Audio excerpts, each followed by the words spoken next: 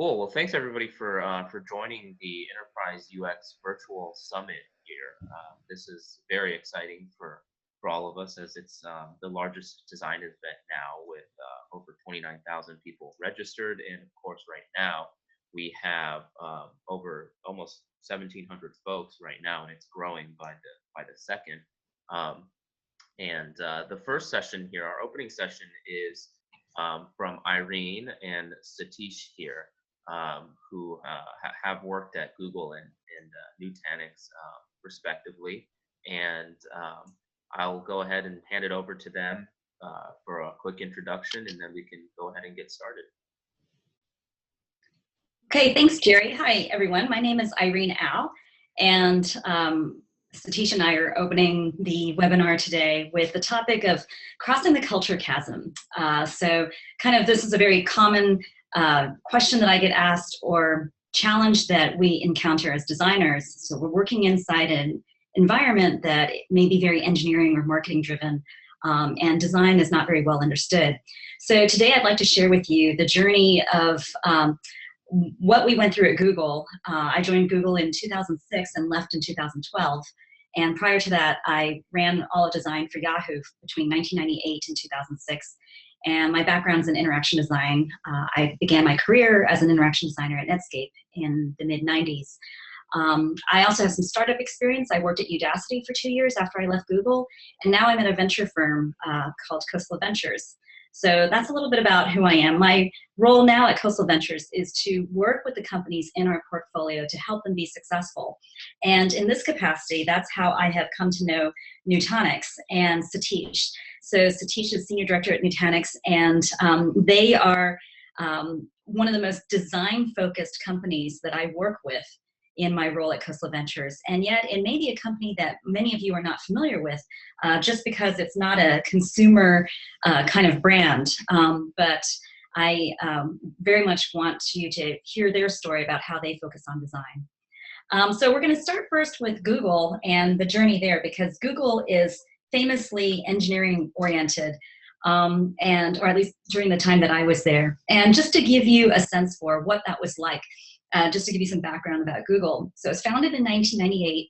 It went public in 2004, and I joined in 2006. And it was during a time when people thought that if you were a credible designer, you'd be nuts to go work there, because it was famously maybe even hostile towards design. So just to give you a sense for what that looked like. Back then, all design candidates were required to know how to code. And this was a requirement that Larry Page had kind of mandated at the time. And the challenge here was that, the coding requirement made it really hard to build a diverse team, a diverse design team with different kind of skills like visual design and user research and things like that. So that was one challenge. Another challenge that we had is that the ratio of designers to engineers, in fact, the ratio of engineers to everybody else was really actively managed. And so this kind of led to an engineering monoculture. And so designers were, by definition, outnumbered by engineering. And so they were spread thin across many, many projects. And as a result, got involved kind of at the last minute instead of early and up front. And so a lot of the designers felt demoralized because they felt like they were just putting lipstick on a pig. And conversely, the teams that they worked with, the stakeholder teams, felt like the designers didn't understand the product space as well as they did, because they weren't on it full time. Another challenge was that the design organization at that time was very flat and junior. Most of the people in the organization at the time were new grads coming straight out of school who had never worked anywhere else before, very eager and very brilliant people, but they had no mentorship or career path. There was no model to follow, like how do you grow in your design career? How do you become a better designer? And at the same time, Google's culture at the time was very flat and resisted hierarchy in the organization, resisted notions like management and things like that. Another challenge was that because the designers were not part of the team up front, as I mentioned before, they were like peanut butter, like spread thinly across multiple projects and not really able to go deep into any particular domain or problem space. We had user researchers. They were called usability analysts. And their work was very old school style design QA. So kind of, Jacob Nielsen, like very separate from design, kind of took whatever was designed and put it in front of users and then would write a report and throw it back over the wall and tell the whole team, like, this is what's wrong with the product. So there was no formative research, and product decisions were not really informed by user stories. And design at the time was also very much driven by a lot of A/B testing. And that, if you think about the context of Google at the time, is very understandable, because most people coming to Google at the time were coming in for Google search, which is a really fragile interface, and everything is instrumented there. So slight changes to the interface can result in dramatic changes in usage. And we had an internal metric, user happiness. So whether the search results are bulleted or numbered, or if you change the leading or the spacing between the text, the fonts, things like that, could dramatically change how people use the product. And so everything was, very vigorously A/B tested.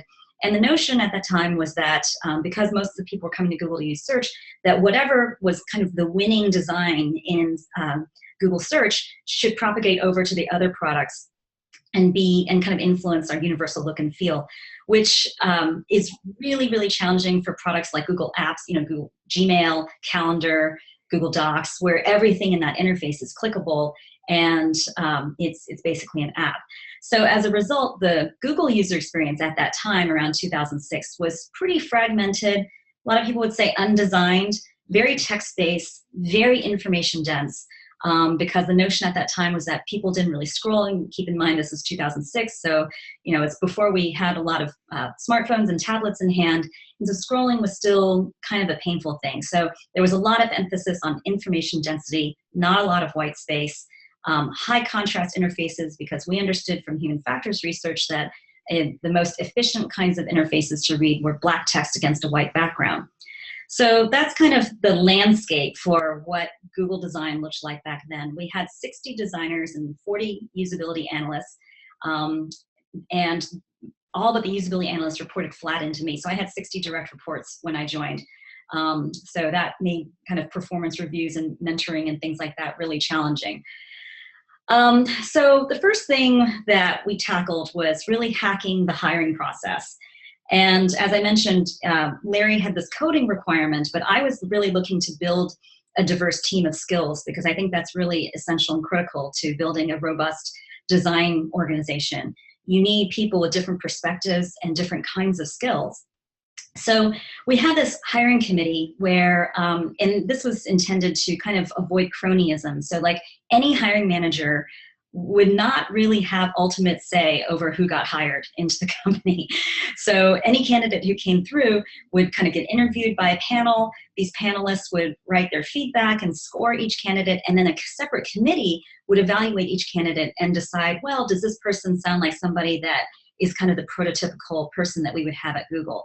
And because there were already these longstanding notions of what a Google designer should look like, we had to reset expectations. So we recalibrated everybody, reset the expectations, and started to hire for more diverse skills like prototyping and visual design and things like that. And it started to work. We actually started to bring in more designers and people with more different skills, and not just people with backgrounds in human-computer interaction. But by early 2007, my headcount unfortunately was shut down because Larry found out what I was doing. And so we had to kind of figure out where to go from there, because at that time he really felt that design was about functionality and how things worked, and not as much about how things looked. And to some extent, this was a breath of fresh air, because when I began the design team at Yahoo, everybody thought design was all about aesthetics. And we spent a good portion of the early years at Yahoo teaching people that a big part of design is also about understanding people and building products that work the way people work. So it was about how it works and how it looks. And at Google, it was kind of the opposite. It was like there was no attention paid to the aesthetics, and it was all about functionality. But to reopen my headcount, I had to restructure the hiring practices so that we could show coding proficiency to address Larry's concerns. So not necessarily that they had to have computer science degrees, but they at least understood and respected the importance of functionality and interaction design. And I think that was really the missing piece that um, Larry wanted to make sure that we had in our interview process. So then we started to hire diverse skills and address Larry's concerns. So that was a big chunk of the first part. And then once we started to bring people into the organization, then the challenge was about really developing the organization and making it, you know, kind of up-leveling the way we operated and related to the rest of the organization. So we successfully implemented the hiring changes. Another big thing that, and this may seem like a very superficial thing, but to me it was extremely important to rebrand the people who were on the team. So rather than call this the user interface team, we started to rebrand ourselves to become the UX team, to stand for user experience. And this was very novel. This was not necessarily industry practice or industry standard. Nobody really had, you know, UX was still like a new burgeoning kind of term. At Yahoo, we called it the User Experience and Design Team, so it's UED. But we shortened it at Google to the UX. And to call, instead of UI designers, which kind of connoted like a very superficial focus on aesthetics, to user experience, to kind of suggest that we were really thinking about much deeper issues around solving people's needs. And then similarly, we also rebranded usability analysts to user researcher. And at that time, there was actually pushback within the company about calling them researchers because it's like, well, this isn't really hardcore scientific, large-scale research. And so the case that I had to make was that even though the research that we're doing is not quantitative and large scale, it's still research. It's qualitative in nature, but it's just as important because it tells you the why behind the what. And along with changing those titles also came up-leveling the salary structure so that people got paid a lot more, and that would allow us to attract a higher caliber of user researcher and user experience designer. I also started to bring in more design managers, which at the time was met with some resistance because people were concerned that I was moving the organization from being very bottom up to top down. But that wasn't so much the intention as it was just to bring in a little bit more leadership so that we could interface with our stakeholders within the company and put our energy in places where we could be more thoughtful and deliberate. So this meant aggressively prioritizing projects so that we could work on fewer projects and do those really well. Because my feeling was that if we were spread thin across everything, we could never be successful. We could never really demonstrate the value of design by working kind of at the tail end and just fixing things up.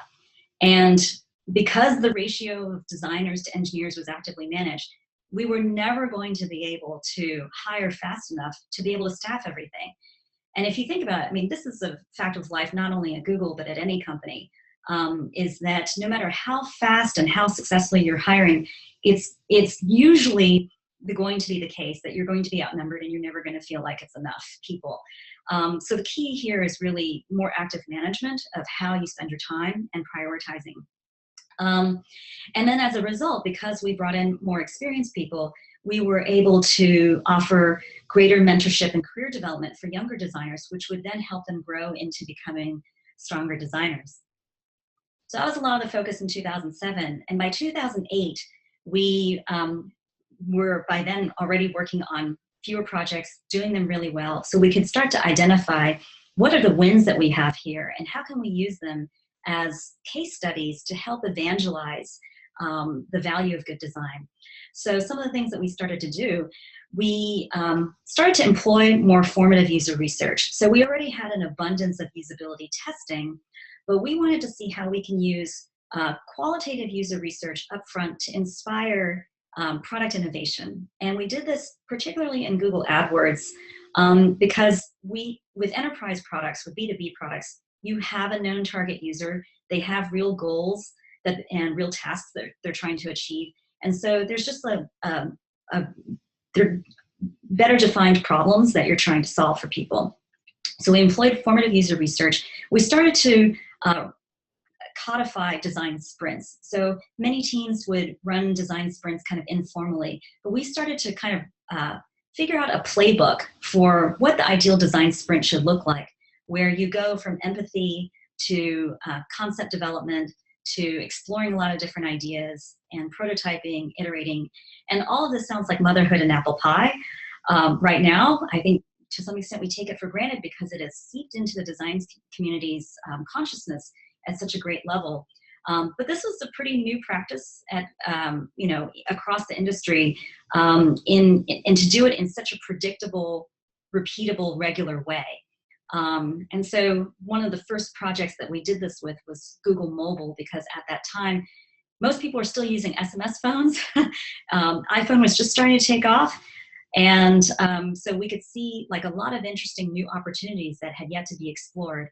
And one of the early projects that we worked on was with Charles Warren, who I hired from IDEO, where he took a group of product managers, engineers, designers to Uganda so they could see like what is the opportunity here for how Google and mobile computing can improve and affect people's lives. And then use that project as a backdrop for kind of running what an ideal design sprint should look like. And then over the years, we refined and iterated that process, and then it became a thing. We would identify successful projects where we did these kinds of things, formative user research, engaging people early and upfront in the design process, and we would champion these as case studies across the company. Google Analytics is one great example of that. Jeff Veen founded MeasureMap, which got acquired by Google, and so he ended up becoming the lead designer in Google Analytics. And he was able to lead the cross-functional team through a very successful design-led product development practice that led to a very successful product, which is now Google Analytics.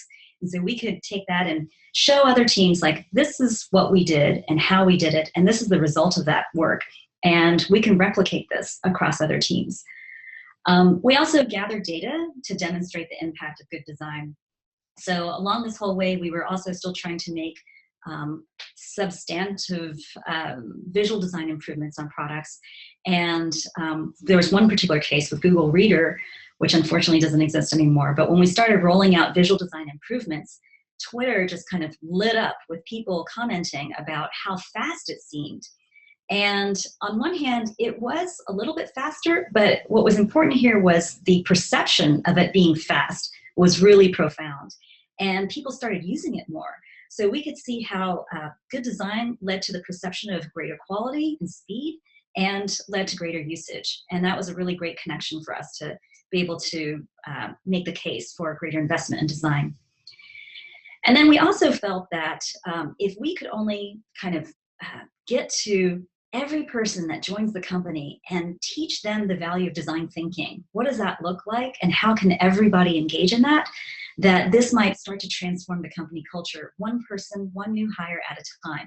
So we started to implement this module in new hire training, which we called Life of a User, because Google already had life of a dollar, life of a query, and there was no life of a user, and yet the users are the ones with the most lives.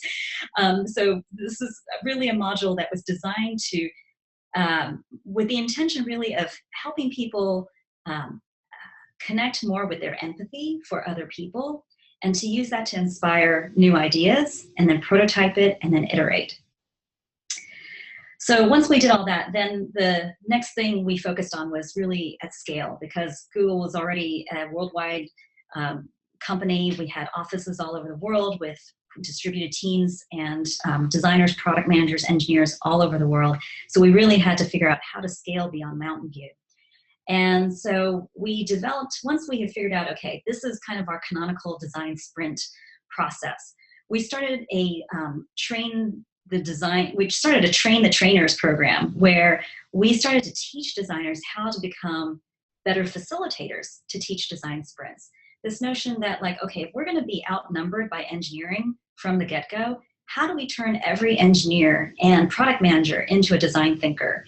And so we started to see our role as designers to be more as facilitators of good design, like helping other people who are non-designers think like designers. So we developed that program, and so kind of at scale, more and more designers at Google started to run design sprints. And then we also worked on converging the look and feel across all Google branded products, which is easy to say and incredibly hard to do at that time because there was no top-down mandate. We had a trifecta of a CEO, which was Eric Schmidt, Larry, and Sergey. And so when you have 3 people in charge, it's kind of like nobody really knows who to listen to. And at the time, everything was still very much dominated by Google search and the A/B testing. But most importantly, there was no top-down mandate. And so these teams, we would come to them with kind of a vision for what the better UI would look like. And they would say, well, yeah, it clearly looks better, but there's no incentive here for us to implement these design changes because it's not going to get us promoted. And so, a lot of it was coaxing and cajoling because there was no top-down mandate. We just had to do it kind of one product at a time and tell teams like, well, while you're implementing these new feature changes to Google Docs, you might as well change the navigation bar to look like this. And so over time, it would start to converge, and we worked on a style guide. So, by 2010, there was more of that, and we started to champion this look and feel, which we branded Fast UI. It's still very much an engineering-driven culture, and a lot of the product changes that people were motivated to make were around reducing latency. And so we wanted, taking the data that we had gathered from Google Reader, we started to rebrand this vision that we had for a converged look and feel to call it Fast UI. And we started this in Google Apps and also Google Ads because they were the most motivated teams, the most willing and interested. We published the Google UI design principles, which was really illuminating for the company because prior to that, a lot of the design decisions were sort of made ad hoc inside UI review committee. And even though we started to publish a style guide, we wanted to present a larger vision for why things look the way they look and what are the values and the principles that drive and inform these decisions so that these are timeless and enduring. And even though that the interpretation of those principles can evolve over time, what we're trying to do here and the way that we're trying to make people feel or the experience that we're trying to offer is going to be everlasting. And then with this, we had to scale this worldwide, evangelize and train everybody, not just the designers, like how we thought about design. And then by this time, we were regularly employing formative research and design sprints. So here's an example of how things were started to converge by 2010. So you can see, like, with this bottom-up kind of coaxing and cajoling, one product at a time, things are starting to look kind of similar. There's a more standard UI framework. There's a consistent left-hand bar. There's like the one Google bar up at the top and things like that. So slowly trying to get there. It took about 18 months to go from the first slide that I showed you to something like this. It was painful, long and slow because it was a bottom-up approach. But by 2011, when Larry became CEO, this kind of changed everything for us because suddenly instead of having 3 people, which really meant nobody really in charge, it meant that there was one person in charge. And by this time, he had kind of a change of heart and a change of vision for design and aesthetics. And as much as I'd love to take credit for it, I really have to credit the iPhone for this, which I think has influenced the way a lot of people think about design and see its value. That whereas in the early days at Yahoo, people thought of design as about aesthetics. In the early days of Google, people thought of design as about functionality. With the iPhone, I think people now understand that it's not just about aesthetics and functionality, and but it's really the concept as well. And while that may not be news to those of us who've been designing for a long time, I think now people are starting to more deeply see how all that is connected and related, and you'll really see that come to life when Satish talks about Nutanix. So when Larry became CEO, he championed beauty as just as important value for the company as latency and all of the other things that we had deemed important previously. And so we partnered with Larry. He gave us airtime at the company-wide all hands to kind of champion and evangelize what does design mean at Google. And we chose to focus on the importance of the practice of design, because the feeling was that if everybody starts to do these things, they'll eventually get to the right answer. And so using case studies from Google Search, Chrome, and Android, which were already super successful by then, we use that as a backdrop to illustrate the importance of generating ideas that were inspired by user research, the importance of prototyping and testing ideas, and then the importance of getting feedback and committing to iteration and refinement. And this last point is really key, because what we had witnessed prior to this was a lot of feature shipping, build a new feature and then go on and move on to the next bright, shiny object. And there wasn't necessarily a strong commitment to continuous improvement of what was already made. And this part was really key. So there was like a full presentation, which I won't go into, but this kind of illustrates kind of what we were trying to encourage teams to do, is to go through this process of ideation, which was informed and inspired by building empathy for users, often through user research. Then prototyping and coming up with, figuring out what are the most promising ideas, and let's prototype that and see how that goes. And then get some user feedback, and then use that to narrow it down and refine and iterate, refine and iterate. And then this process would continue even post-launch. So this is sort of what the organization looked like when I joined in 2006. So under Eric Schmidt, we might have had, massive engineering organization, a massive product organization. The user experience organization sat under engineering, and that was a decision that I had pushed for when I joined, because Google is a company that's founded on technological innovation. And so that's really where the heart and soul and the spirit of the company comes from. And so I wanted the design team to be aligned with that, which is in sharp contrast to where I saw organizationally at Yahoo, which always saw itself as a media company. When Larry became CEO, all the functions decentralized. So instead of having one massive engineering organization, one massive product organization, we had product areas with basically general managers under each. So for instance, PA1 might be search, PA2 might be YouTube, et cetera. And so then within each product area, you would have a leader who had engineering, product, and design all reporting into that person. So a lot of people ask me, how should design sit within an organization to be successful? And really, there's no right answer that's universal for every organization. It really just, it's like a pendulum that swings back and forth, depending on what the company is optimizing for at the time. And by 2011, the feeling was that Google had grown really huge, and that when you have a company that's functionally organized, there's less accountability.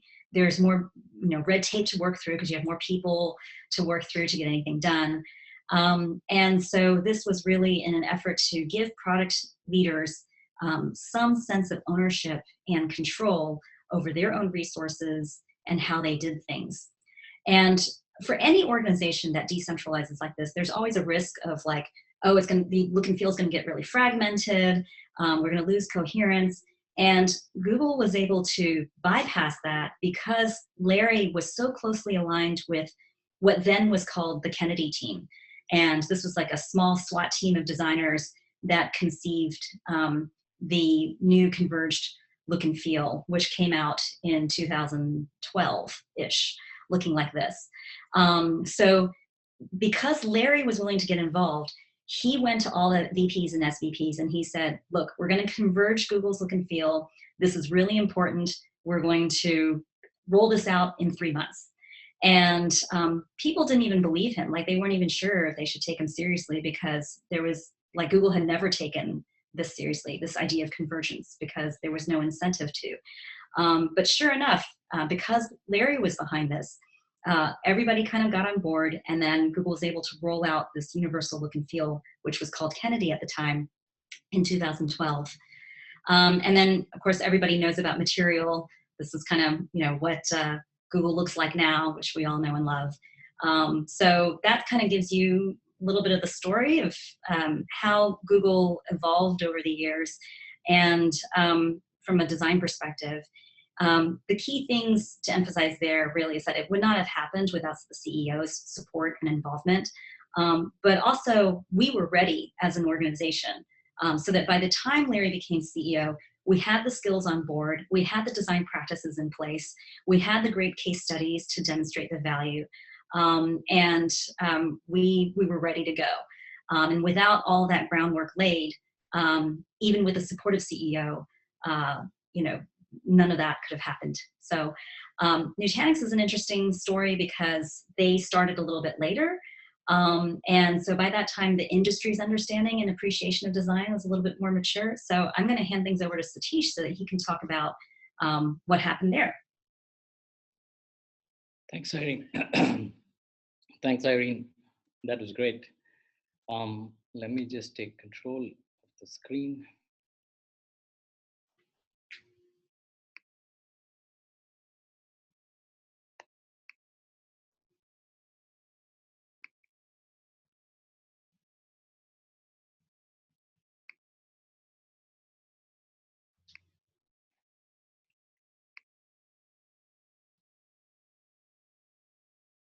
Thank you, Irene. Can you see my screen? Yep, we see it just fine. Okay, great. Hello, everybody. Good morning, good afternoon, good evening, wherever you are. Like Irene said, my name is Satish. I'm the head of design for Nutanix. We were founded in 2009. I joined roughly around 2014. And we went public end of last year, 2016. So before we get into the culture question at Nutanix and how we became a design-focused company, it's very important for us to understand why design makes sense for a company like ours. It's very easy to understand for Google, for example, why design makes sense, but I think a little bit of background is in order. So we are in the enterprise computing space. And in this space, something interesting has been happening for a while, and an inflection point has been reached. So if you look at the cost of CPUs, they have been falling for roughly 2 decades, around 33% annually. And the same with storage, and the same with networking bandwidth. So essentially, all of computing is pretty much, servers, which is the compute, and then there is the storage, and then there's the networking. And the costs in all these areas have been falling very significantly over the past several years. So things have become really commoditized and cheap. And if you look at the scale of deployments, you have Warren Hall here in UC Berkeley, where the amount of computing equipment can fill up one soccer field, and all that stuff has to be managed and deployed and provisioned and so on. And if you look at Microsoft in San Antonio, there is 6 soccer fields worth of computing equipment roughly. And if you look at Google in Mays County, Oklahoma, an old Gatorade plant which they converted into a data center, there's 15 soccer fields worth of equipment. So essentially, computing has become cheap, it's become ubiquitous, and it's being deployed at a scale that is massive, previously unheard of, right? So if you look at the current design of these immense data centers that are coming to life, typically there is a server team which manages the servers and the layer of virtualization that sits on top of the servers. And they get gear from a few companies over there, each of which comes with its own user experience and its own learning curve. And these people are very siloed. They know everything about servers, but little about anything else. And if you look at the storage team in any of these companies, they know everything about storage. They get their gear from a different set of vendors with a different user experience. And they are siloed and they don't know anything about servers, or they know very little about servers. And the same with the networking folks and the backup and DR folks. So essentially, all these data centers are quote unquote rigged together with a bunch of layers which have to interoperate, which have to be provisioned in order to run applications on top.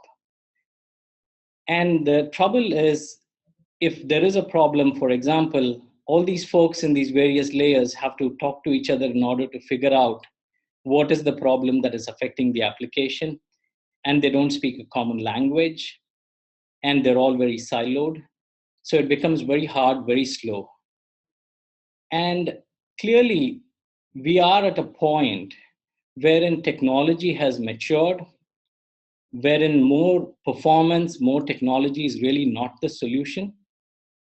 And Don Norman very famously called it a UX crossover point many years ago. So the focus really needs to shift towards creating the right user experience in order to consume this technology in a very simple manner by applications and by humans.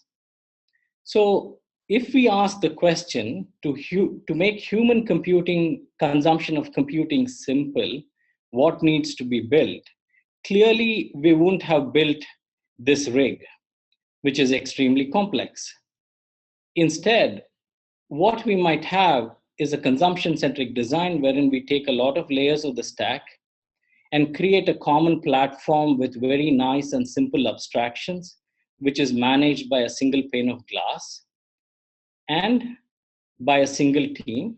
And applications consume this platform in a very easy manner, much like they do with the public cloud today. So this is the problem we set out to solve, which is essentially to reimagine all of enterprise computing in order to make consumption simple. We were founded in 2009, and by 2011, we had our first product and customer.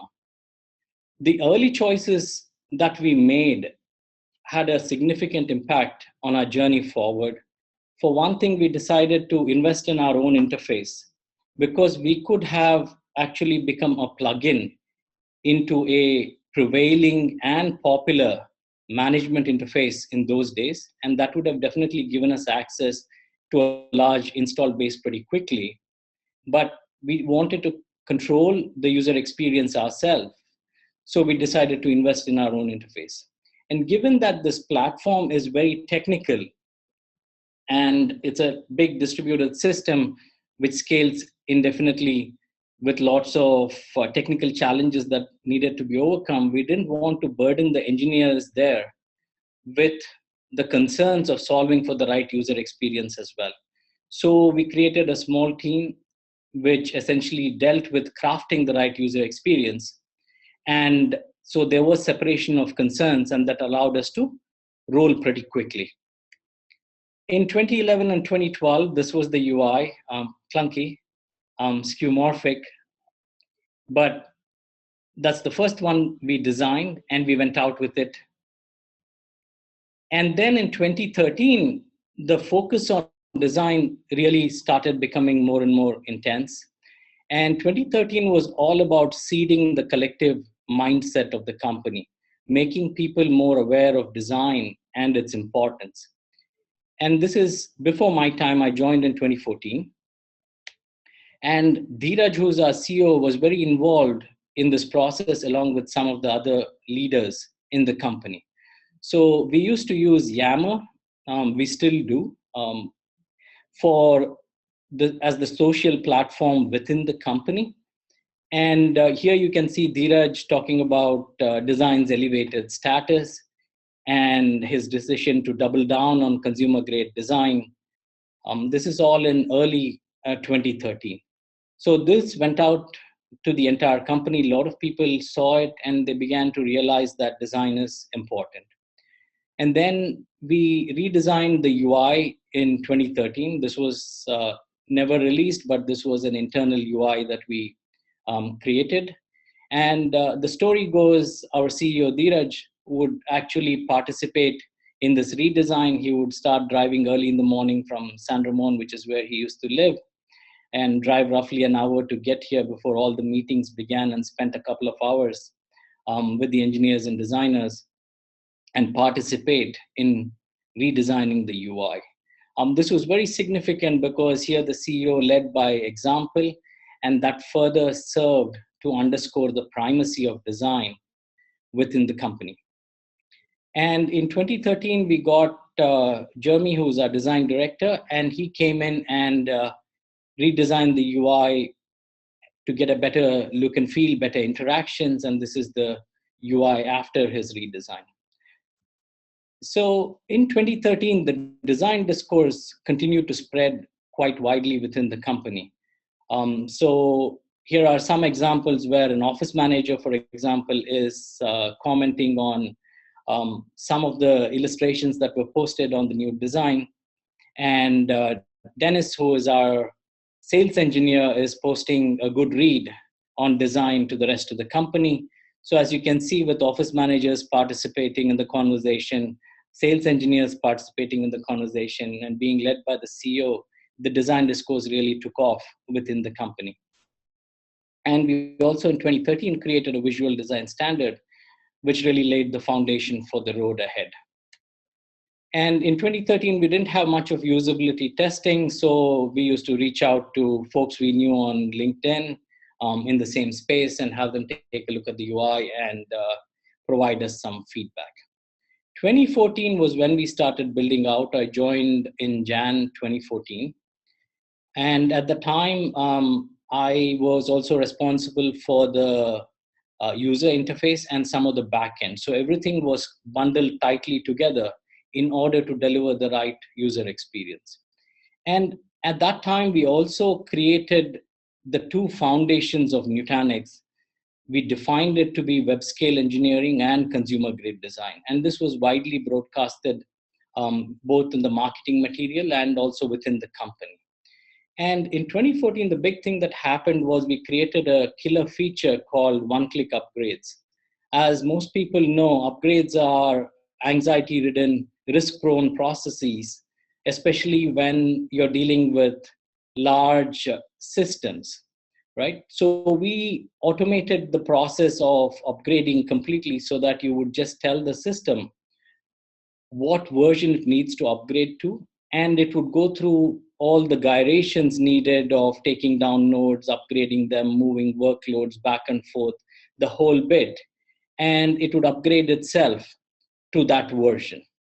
And this became a huge hit, and here you can see tweets from enthusiastic customers talking about how easy it is to upgrade the Nutanix platform, and that they can go do a barbecue while the upgrade is happening or have a cup of coffee and so on.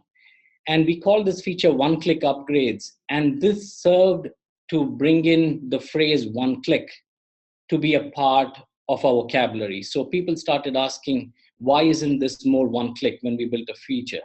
To say, why isn't there simplicity? Why isn't there minimalism in the interface, in the experience, right? And at the same time, around mid to the second half of 2014, we were fortunate to have Irene join us, and she started providing us some sage guidance, which really helped us in the build out, and we're really grateful for that. And we continued to keep design as part of engineering because we believed that it enhanced the collaboration instead of design being a separate silo, which reported into the CEO or somewhere up in the organization. We wanted to be tightly woven with the people who are actually building the product that we are designing. And in terms of reach, the design team was involved in crafting the support portal at that point in time and some of the tech ed collateral. So the user experience was consistent across various assets that the company created. The user research was summative, and the main design functions were interaction and visual design. In 2015 was about scaling, and we created our design principles in 2015. There were 3 design principles that we believed in and communicated broadly across the company, which we adhered to. The first one was intentional. And what I mean by intentional is going back to the original intent and making sure the design satisfies the original intent. To give you an example, if you ask me for my car keys and I ask you why, and you tell me I want to go to the grocery store and I ask you why, and then you tell me you want to buy some milk in the grocery store and I ask you why, and then you tell me that's for a cup of coffee. Instead of giving you car keys and some money and a map to the grocery store, what if I just gave you a cup of coffee? Isn't that wonderful, right? So intentional is all about rolling back through a series of whys and finally getting to the original intent of the user and solving for that intent. And opinionated essentially is crafting a minimal user experience where we have a firm belief in what the right user experience ought to be and providing a small but the right set of choices instead of copying out and providing a huge plethora of choices and saying this is good design. We believe in crafting the right user experience and staying with a minimal set of choices. And delightful, as you all know, is essentially solving for the unexpressed need, which is really what true delight is. So here's an expression of how intentful design works, wherein in our interface, you can actually specify your intent in a search-like box. And when you hit return, essentially the system goes ahead and does whatever is needed to honor your intent. So there is no cognitive load in translation of your intent into a series of procedural steps that you do with mouse clicks and drop downs and so on and so forth to translate that intent into actual action. So here you think it and you say it and we do it. So 2015, we were also scaling the rest of the organization, and there was a lot of folks joining us who came from a variety of cultures. So there was a need to actually infuse the design DNA in them. So we started new hire training wherein we had people from product management and engineers, developers and QA all participate in a design workshop where we went through the basics of design thinking and also with some design exercises that they did. This really helped them understand how design was done and what design is all about and why it is meaningful. And the other thing that we did was in our user conference that year, where we started getting hundreds of customers, we trained product managers, developers, and QA engineers to actually perform usability tests. So we wrote scripts for them.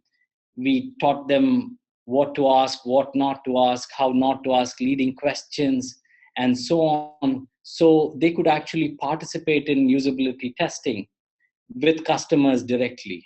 This served two big things. One is, of course, the designers and the product managers and engineers, everybody built empathy for the customers and the problems that they faced. But the other thing is the broader organization around design, beyond design, also built empathy for designers and the challenges they face and the work they do and the value of the work itself. So that served to bind design with the broader organization even more tighter than before. And we also created our own design studio in 2015. And along with support and tech head, we also crafted the marketing website so that it had a similar look and feel. And we didn't have a very good UX process at the time, so there's an initial draft. And we also participated, like I mentioned, in user research. 2016 really was all about going global and scaling really, really rapidly. And the big change here in 2016 was the first question that would get asked when we were trying to craft something, when we were trying to create a feature, was what is the UX for this looking like? And especially for key features that we were building, there was a lot of emphasis on the UX. There would be exec reviews, architect reviews, and people would really pay attention to it. And so it became a widespread exercise, and people were very involved and participating in it in order to realize the great user experience that they wanted. Then we also had a big engineering team, or a reasonably big engineering team in Bangalore. So we wanted to make sure that a design first culture exists in Bangalore. So we quickly built out a design team in Bangalore, roughly of half a dozen folks. And along with San Jose, Bangalore, we also established San Francisco in order to tap into the design talent that is out there. So we truly became a global design organization in 2016. And this is the chart that shows the growth of the design team. And as you can see, 2016 is pretty steep. And we also established a career ladder that ran pretty deep, roughly 8 levels deep. So designers had a career at Nutanix that they can count on and make forward progress. And we also codified the design process to be pretty inclusive.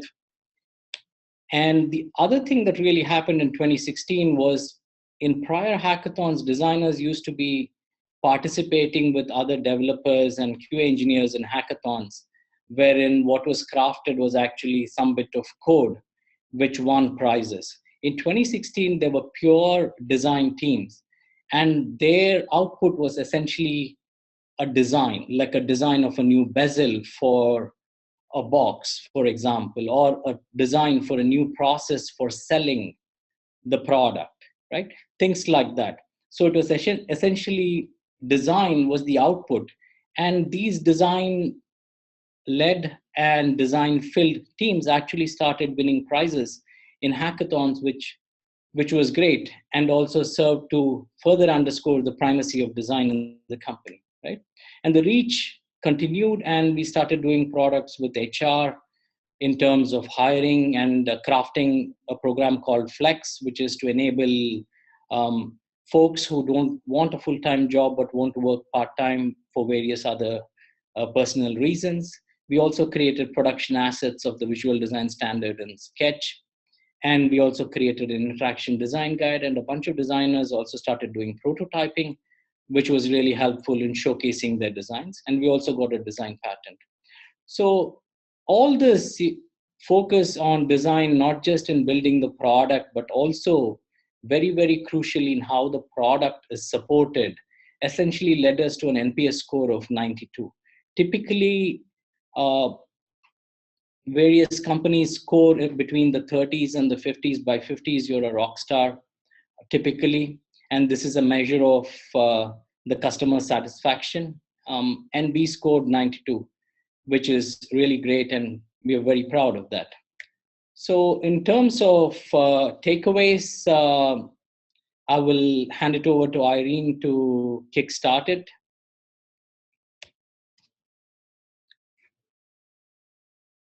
Oh, Irene, you're on mute there for a second. You want to go ahead and unmute? There we go. Satish, I was going to let you drive the slides, but I will have to pull that up, I guess, and re-grab the screen share somehow. Hang on a second. Okay. So we just wanted to kind of summarize, because for a lot of you, you're probably thinking, what can I do in my own company, in my own situation? So I really believe that everything starts with the team and with the skills that you have in the organization. Like if you don't have the right skills, then it doesn't matter how much the CEO supports design or how much you evangelize and teach people about the importance of empathy building. You really have to be able to deliver. So for me, the place where I feel like I can have the biggest impact, whether it's me going into a company as an advisor or as a full-time employee or whatever, is to hire really well, teach the companies how to hire, and help them find the skills that they need. And this really is about not only the hard skills, like getting good designers in, getting good researchers in, getting people who can build prototypes and make ideas come to life, but it's also about soft skills. And to me, a person's soft skills really influence and affect whether somebody's going to be successful or not. So I spend a lot of the time when I'm interviewing candidates, not only on assessing hard skills, but also soft skills. Their willingness to work with ambiguity. How open-minded can they be? Can they see different sides, different points of view? Are they secure with themselves? Because if they're secure with themselves, they're going to be more able to take constructive criticism and feedback. And that is really key to growing and becoming better. Are they curious? Do they constantly want to learn and improve? And then diversity is also super important too. So I talk about diversity of skills, hard skills, soft skills, but also diversity of perspectives, backgrounds, familiarity with different methods.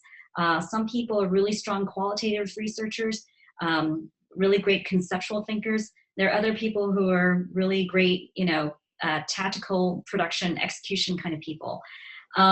So you need all types. And Certainly at the scale that Google is operating at, you have a little bit more headcount to play with to bring in that kind of diversity.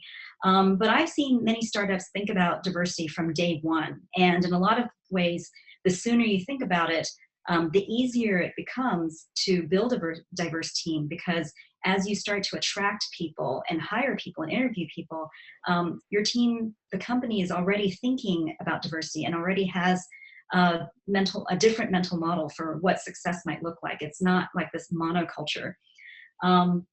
So I would encourage all of you, no matter how big or small your organization is, it's never too early or too late to think about how you can build a more diverse team.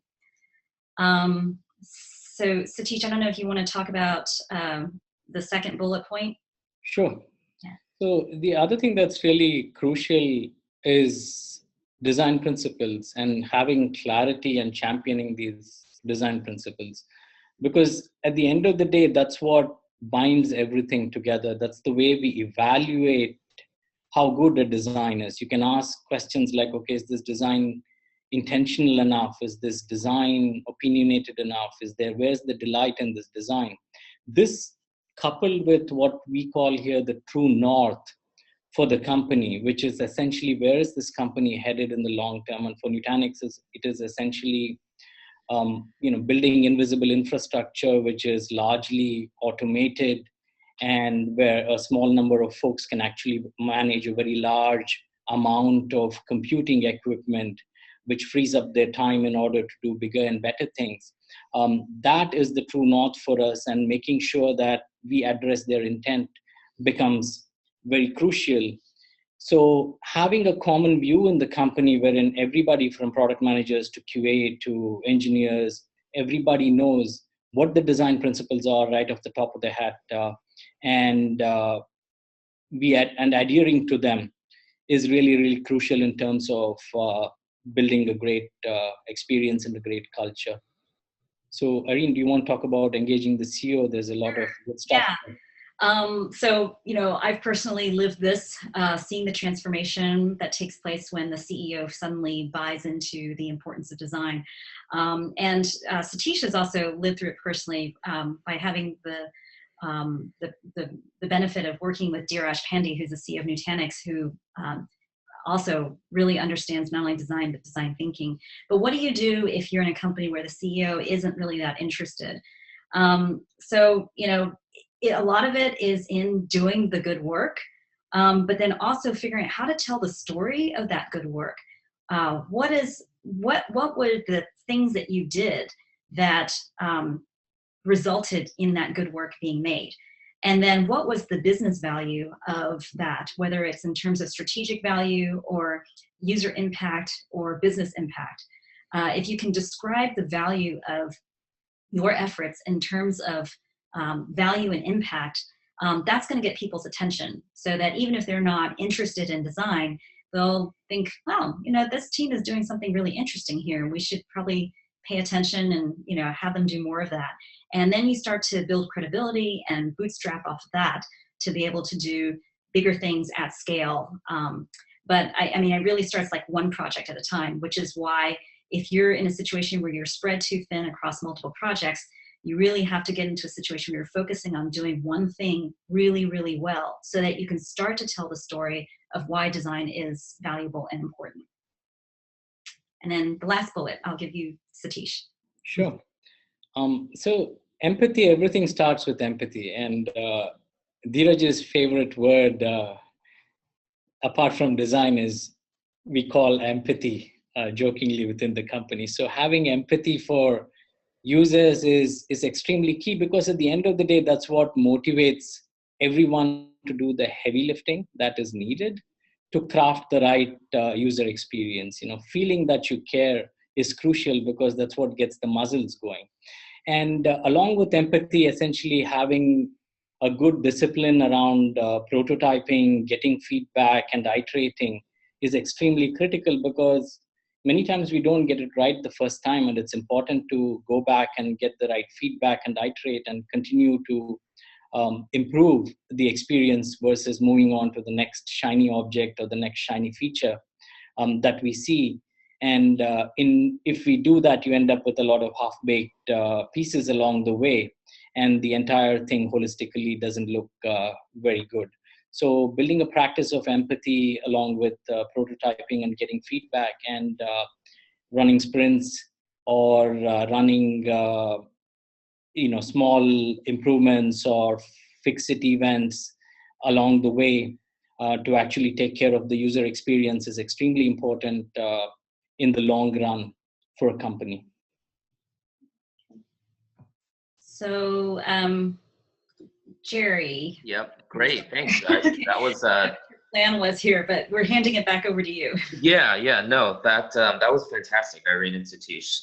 The feedback so far from people in the chat and also on Twitter has been, and even in the Slack group, has been all positive. So thank you guys. That was a fantastic presentation and kind of start to this whole conference here. Very interesting to see how both of the organizations kind of develop the design maturity over time along similar pathways. And now we'll kind of take it for a brief Q&A session here. And while we do the Q&A session, we're going to run a poll here just to make sure that the content that we continue producing at UXPin, is focusing on the audience. So if everybody who's here would be open to just launching or just answering these two questions, we will go ahead and get into some of the Q&A here. So we've got some great questions from folks.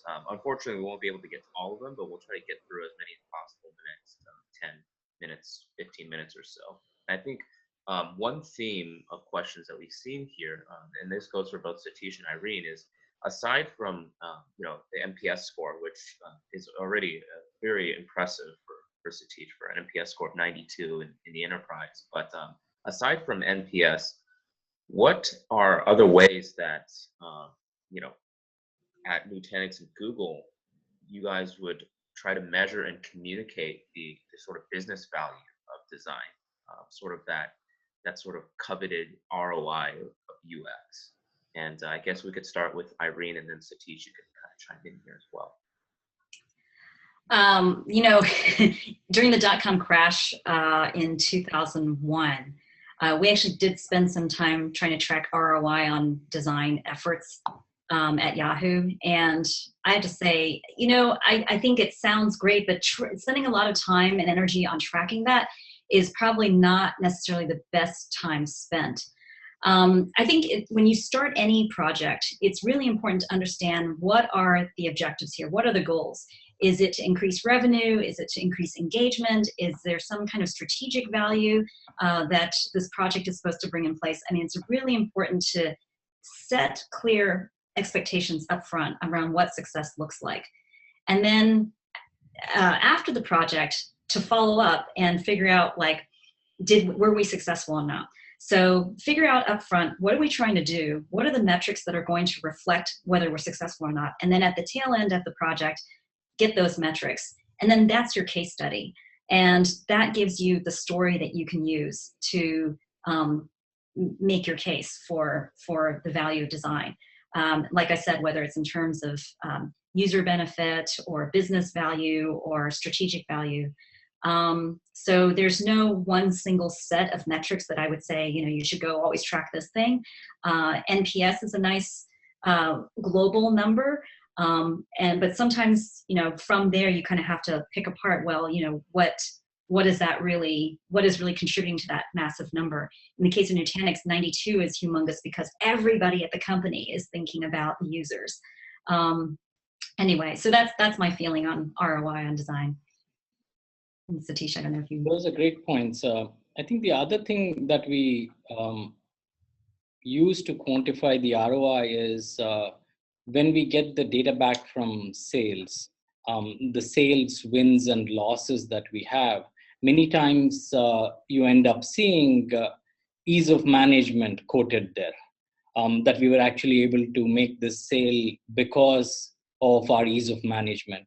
And the way our people sell the product is also, they say, well, if you had a similar rig with a host of other vendors that you had crafted together, here's how many man hours, for example, you would spend managing that rig in order to run applications. And if you were to go with Nutanix, here is roughly how much it takes in order to provision, to debug, in order to upgrade, and so on and so forth. So there is sort of a loose quantification possible as well of how our user experience compares with other user experiences as well. Right. It's definitely and we've heard this from past design leaders we've spoken with. It's sort of like a triangulated system, right? To try to get to what that truth is. You can't. It's hard to kind of point to one thing and always say that that is the sort of the value of design. And actually, on a related note, we've seen some questions here just regarding um, training design or non-designers on design processes and empathy. And I guess we could again start with Irene and move to Satish, but we've got questions here about basically how what activities did you sort of find were useful to really drive home the value of empathy and also just the overall design process for people who traditionally aren't designers, so engineers or product managers who are sort of new to the whole concept of UX, perhaps. If you had any advice on how to kind of run those sessions or activities. I mean, there's no greater motivation than to have people in front of you talking about their experiences, whatever their pain points are, being able to watch them use the product. And so if you're running user sessions, make sure that you have cross-functional team members watching people use the product. Like they should be excited to have the opportunity to see people use their product. You learn so much. And then when you start to see people struggling, like, oh, I'm really confused about this, or I thought this would do this, but it's actually doing this other thing, like that just kind of stabs you in the heart. If you're a maker of that product, it's like, I thought this was so obvious to me, but actually they're not getting it. It's so compelling. So that's true for usability studies, but it's also true for formative user research too. And so when we have run field studies, we would go out in groups of no greater than 3 to people's offices or home environments so that we could really see how are people living, how are they going about their daily lives, whether it's at home or at work. And I always say no more than 3 because if it's more than 3, it starts to overwhelm the person. And so, usually we would have like one primary who's there at every single session, and then we could rotate the other 2 slots with, designers or product managers or engineers. And then I also can't emphasize enough the importance of a video highlights clip, whether it's for field research or for usability studies, but kind of stitching together video clips of people doing the same thing or saying the same thing. So you start to see the consistencies here of how people are thinking, behaving, what they're saying about your product, because that's, people understand, even though this is not large scale research, that even when you see like 3 or 4 people saying the exact same thing about why something's confusing or why it's important to be able to do X, Y, and Z, like the team starts to get it. They start to buy into it. And so it's through these stories and by helping your cross-functional team members connect with the people that they're building for, that is, to me, the most compelling way to get people to pay attention. I think I would add to that, essentially participation from the get-go between engineering, product managers, and design is crucial right from inception. And it is actually a combined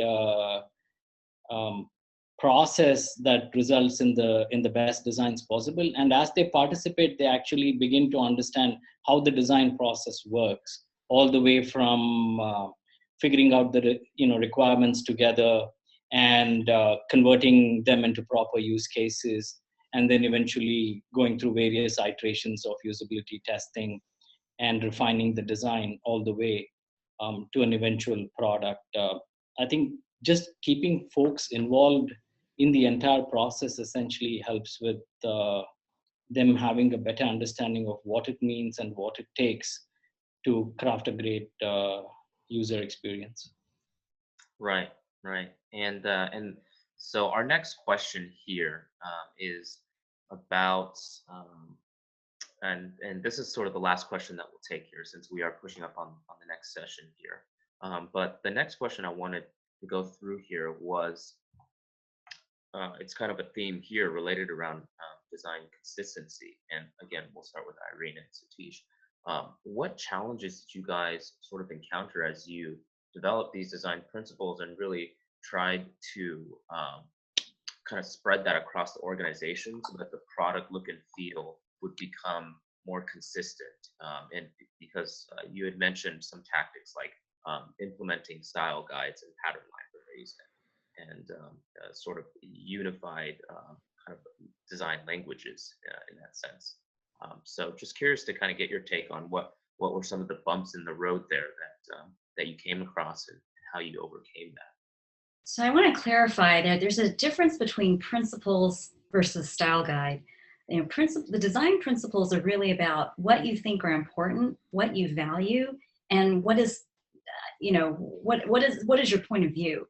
The style guide is just one way to execute against those principles. But that interpretation of the principles can evolve over time, and that's why the style guide can change over time, but the principles are more everlasting and enduring. It can be very difficult for teams to just kind of sit down and say, oh, what are our principles? I'm not sure if I know anybody who's actually conceived principles in that way. Usually, principles come about when you have to make tough decisions, and there's some kind of value that's arbitrating that decision that needs to be made, because ultimately the choice that you're making is an optimization towards a particular point of view. And sometimes, I think that's really hard to articulate in the heat of the moment for a lot of people, and especially when there isn't a decision that needs to be made. And so I have found that one of the most effective ways to conceive and articulate design principles is to kind of reverse engineer it. So if you go back and you think through, like, what were all the major design and product decisions that were made in the last 3 months or the last 6 months? What were we optimizing for in each decision? What were we working towards? So as an example, when I was at Udacity, in the early days, like, that could have been anything. And there were many, many massive online open courseware sites, MOOCs, that were coming up out of the woodwork. And Coursera was one of our competitors, and they were offering kind of a synchronous learning experience where everybody moves as a cohort through the course. And we were making various product decisions where we couldn't decide, well, are we moving people through together at once, or is it the kind of thing where everybody can work at their own pace? And what we realized was that the founder, Sebastian Thrun, cared very deeply about offering an asynchronous learning experience. And so everything else that fell out of that in the product experience was to uphold that principle of offering an educational experience that allowed people to work at their own pace. So it wasn't like, when we started Udacity, we were trying to offer an asynchronous learning experience. Like, nobody ever said that to ourselves. But it was only like when we went through these debates over, like, well, what should the experience be, that we started to understand, well, this is really the experience that we're optimizing for. And so that became a principle. And so I think it's a great idea to try to track over a 3-month period, what are all the big decisions that you're making in the product, and then try to reverse engineer the principles based on that. That's probably one of the easiest ways to understand what your principles are. I think those are great points. In addition, I would just add that if you have clarity of vision, you can also come back from there to craft the design principles. Like in the case of Nutanix, if we believe all infrastructure is, and we do believe that all infrastructure should be invisible like electricity, then from there you can come back and say, well, you know what, for it to be invisible, it has to be minimal, and therefore intentional falls out as a design principle. So in addition to walking back and checking all the key decisions and why we made the decisions, it's good to also be able to combine it with what is the vision holistically, and does it gel with the overall vision, and get some more confidence that, yeah, you have really arrived at the right design principles. Right, right. And yeah, those are great insights. And here, since we're pushing up on the end of the hour or the end of the session, we are that'll be the last question that we're taking. So thank you so much, Irene and Satish. This was a fantastic session. And for everybody else, if you have further questions, I'm going to include the URL here in the chat box for our Slack group. If you have more than 3 years of experience in a product team, we encourage you to apply to the Slack group here. So it's product-tribes.com, and right now we've got over 2,200 designers, developers, and engineers there. And the conversation will continue in that Slack group, since unfortunately we can't get to all of the questions today. But again, thanks everybody for joining us too. At one point we had up to 3,000 people live, which is just incredible for a sort of virtual event. You know, I can't say this enough, but I'll say it again. Irene and Satish, you guys did a fantastic job. Everybody loved, you know, kind of seeing you guys lift the hood on what design looked like over the years in your respective organizations. And then for everybody here, our next session will be with Brian McLaughlin, who is the Chief Design Officer at Bottom Line Technologies, where he's actually going to dive more into how he has created a sustainable design system in the enterprise. And so with that said, I just want to thank everybody for joining us today, and hope to see you all at the next few sessions in the conference. Thanks, everyone. Thank you. Bye. Take care, Bye. Satish and Irene. Bye. Bye.